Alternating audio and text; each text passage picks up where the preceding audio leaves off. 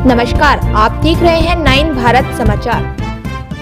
नमस्कार, आप देख रहे हैं नवभारत समाचार। मैं हूं नेहा राठी। आइए देखते हैं आज की बड़ी खबर। दरंग जिले के दलगांव से शिक्षा व्यवस्था की एक बेहद शर्मनाक तस्वीर सामने आई। दलगांव आदर्श विद्यालय की बदहाल स्थिति ने सरकार के विकास मॉडल की असलियत सामने रख दी। दलगांव विधानसभा क्षेत्र में सरकारी आदर्श विद्यालयों की भारी कमी है। जो 1-2 स्कूल हैं, उनकी हालत भी बेहद दयनीय है। इन्हीं आदर्श विद्यालयों में एक है दलगांव आदर्श विद्यालय। इस विद्यालय की छत जगह जगह से टूटी हुई है और दरवाजे खिड़कियां भी जर्जर हैं।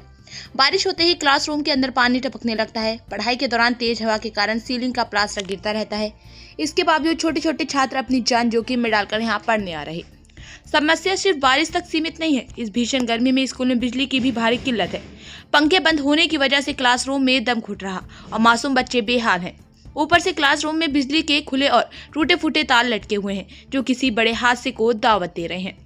इस दुर्लभ और यंत्रणदायक माहौल के बीच शिक्षक भी किसी तरह बच्चों को पढ़ाने का प्रयास कर रहे हैं, लेकिन बिना बुनियादी सुविधाओं की गुणवत्तापूर्ण शिक्षा का दावा करना कितना सही है, ये सवाल अभिभावक उठा रहे। स्कूल की इस हालत से गुस्साए दलगांव के आम लोगों ने असम सरकार के शिक्षा विभाग और स्थानीय प्रशासन से तुरंत हस्तक्षेप की मांग की। लोगों का कहना है कि सरकार को जर्जर स्कूलों को प्राथमिकता के आधार पर ठीक करना चाहिए। स्कूल के बिल्डिंग की मरम्मत, नए क्लासरूम का निर्माण और बिजली की समस्या का स्थायी समाधान किया जाए। अगर समय रहते कदम नहीं उठाया गया तो किसी दिन कोई बड़ा हादसा हो सकता है, जिसकी जिम्मेदारी सीधे सरकार और प्रशासन की होगी। फिलहाल शिक्षा विभाग की तरफ से इस पर कोई प्रतिक्रिया नहीं आई है।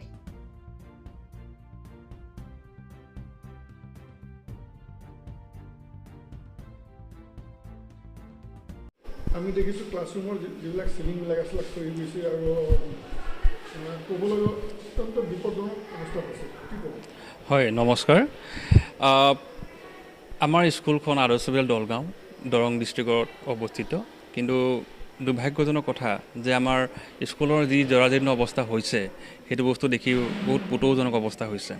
বিশেষকৈ ছাত্ৰ ছাত্ৰীৰ দিশত সুৰক্ষাৰ দিশত আমি যি দেখিছোঁ ইয়াত বহুতখিনি আপোনাৰ গাফিলতি হৈ আছে।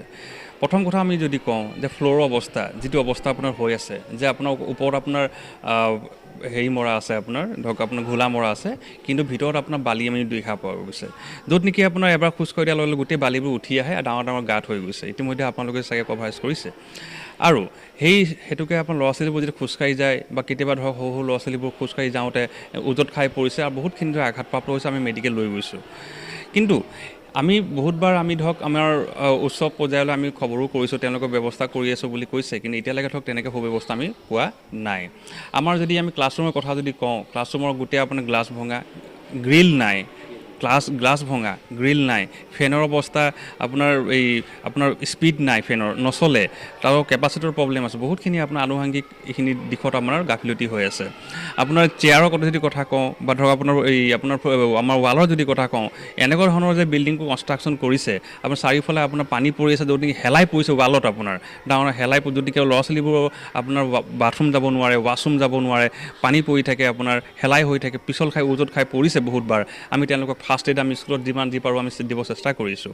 তাৰপাছতে আমি দেখিছোঁ যে আমাৰ যিখিনি আমাৰ চিলিঙৰ কথা, যিখিনি আমাৰ AC বোৰ্ড লগাইছে, গোটেইখিনি ফাট মেলিছে, গোটেইখিনি ভাঙি মাজে মাজে পৰি গৈছে। এবাৰ তেনেকৈ আমাৰ ঘটনা ঘটিছে যে ষ্টুডেণ্ট খোজকাঢ়ি যাওঁতে মই নিজে চকুৰে দেখিছোঁ যে এটা সন্মুখেদি ধাপাককৈ থাপকৈ পৰি গ'ল। তেনেস্থলত হঠাৎ মই ল'ৰাটোক মই ছাইড কৰি দিলোঁ, সি প্ৰথম পিতাৰ প্ৰাণ ৰক্ষা পৰিলে। তো তেনেকৈ আমাৰ ইয়াত বহুত আমাৰ এটা ভাবুকি আহি পৰিছে। আমাৰ স্কুলৰ যি অৱস্থা হৈ আছে চাৰিওফালৰ পৰা, ইনফ্ৰাষ্ট্ৰাকচাৰ দিশৰ ফালৰ পৰা একেবাৰে গোটেইখিনি পুতৌজনক অৱস্থা হৈ গৈছে। এইটো আমাৰ ধৰক এটা ৰাজহুৱা অনুষ্ঠান। আমাৰ ইয়াৰ অঞ্চলৰ বহুত ল'ৰা ছোৱালী ইয়াত পঢ়ে, ৰাজহুৱা অনুষ্ঠান। তাকে মই আশা কৰিছোঁ যে আমাৰ মাননীয় মুখ্যমন্ত্ৰী ডাঙৰীয়া এই বিষয়ে যাতে অকণমান অৱগত হয় আৰু আমাৰ স্কুলখন যাতে আৰু আমাৰ এই অঞ্চলৰ স্কুলখন যাতে আৰু উন্নতি হয়, ইনফ্ৰাষ্ট্ৰাকচাৰ যাতে অকণমান চকু দিয়ে। আৰু মই তেখেতক কাটৰ জন্য অনুৰোধ কৰিছোঁ যে আমাৰ এই অঞ্চলৰ স্কুলখন যাতে তেখেতে চকু দি অকণমান ভাল দিশত যাতে পৰিণত কৰে, আমাৰ ল'ৰা ছোৱালীৰ প্ৰতি বিশেষকৈ তেওঁলোকৰ সুৰক্ষাৰ প্ৰতি লক্ষ্য ৰাখি যাতে আগুৱাই নিয়ে। আৰু আমি দেখিছোঁ যে আমাৰ বিশেষকৈ ইমান গৰম পৰিছে, গৰম দিনত বাৰু গৰম পৰিব, কিন্তু কথাটো হ'ল যে আমাৰ তাৰ কাৰণে ব্যৱস্থা আছে কি যে কাৰেণ্টৰ ফেন লাগিব, কিন্তু কথাটো হ'ল যে আমাৰ মূল লাগে আমাক কাৰেণ্টটো ক'ব ট্ৰেন্সফৰ্মাৰ আমাৰ বিকল। আজি কিমান বছৰৰ পৰা ধৰি আমি চেষ্টা কৰিছোঁ, কিন্তু পোৱা নাই, আমি তেনেকৈ সুযোগ পোৱা নাই, তেনেকৈ ব্যৱস্থা পোৱা নাই। ট্ৰেন্সফৰ্মাৰ আমাৰ বহুত দিনৰ পৰা বহুত বছৰৰ পৰা বিকল হৈ আছে, কিন্তু আমি এতিয়ালৈকে আমাৰ ঠিক হোৱা নাই। আৰু বিশেষকৈ ল'ৰা ছোৱালীবোৰ স্কুল ইউনিফৰ্ম পিন্ধি আহে, আৰু আমি জানো যে এই গৰমত যেতিয়া স্কুল ইউনিফৰ্ম পূৰা সম্পূৰ্ণ যেতিয়া ইউনিফৰ্ম পিন্ধি আহে, টাই লগাই আহে, তেওঁলোকৰ অৱস্থা কি হ'ব পাৰে। আমাৰেই ইমান গৰম লাগে, ল'ৰা ছোৱালী এতিয়া উপায় নাই, ইউনিফৰ্ম দিছে, ইউনিফৰ্ম লগাব লাগিব, কিন্তু আমাৰ তাৰ বিকল্প আছে কি ফেন লাগিব। কিন্তু যদি ট্ৰেন্সফৰ্মাৰ যদি ভাল নাথাকে, ট্ৰেন্সফৰ্মাৰ যদি নাথাকে, তেতিয়াহ'লে ল'ৰা ছোৱালীবোৰ কেনেকুৱা ধৰণৰ পঢ়িব পাৰিব।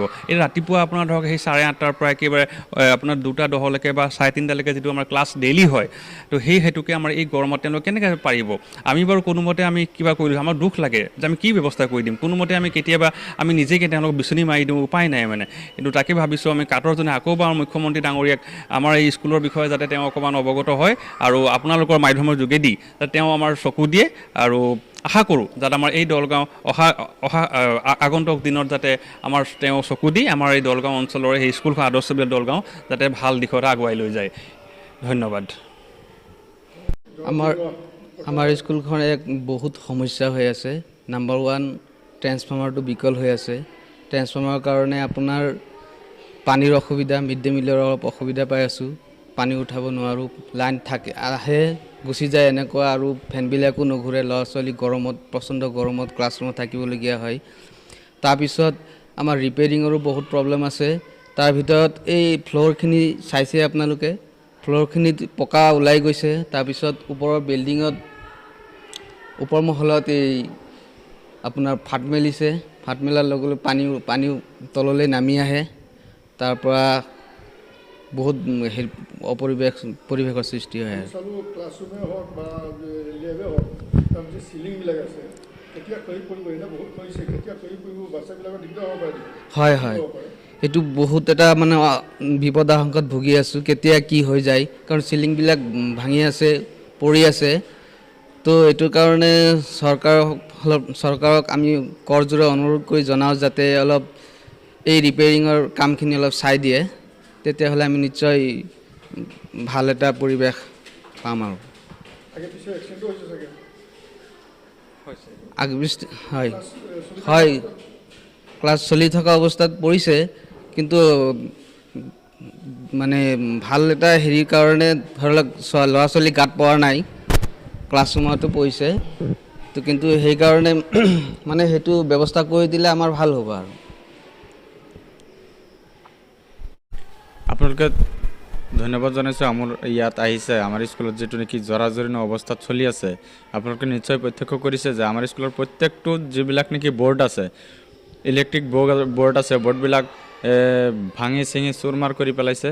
ইয়াৰ কাৰণে দায়ী হৈছে কাৰণ যিসকলে নেকি এই কনষ্ট্ৰাকশ্যন কমিটিয়ে ইয়াত বনাইছে, বিল্ডিংটো বনাইছে, সেইসকলে আমাৰ ছেফটি গ্ৰিলবিলাক দিয়া নাই।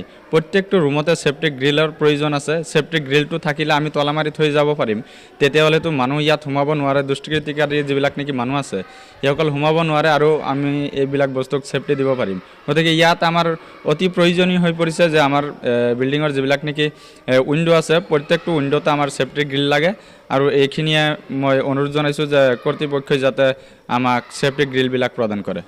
ধন্যবাদ।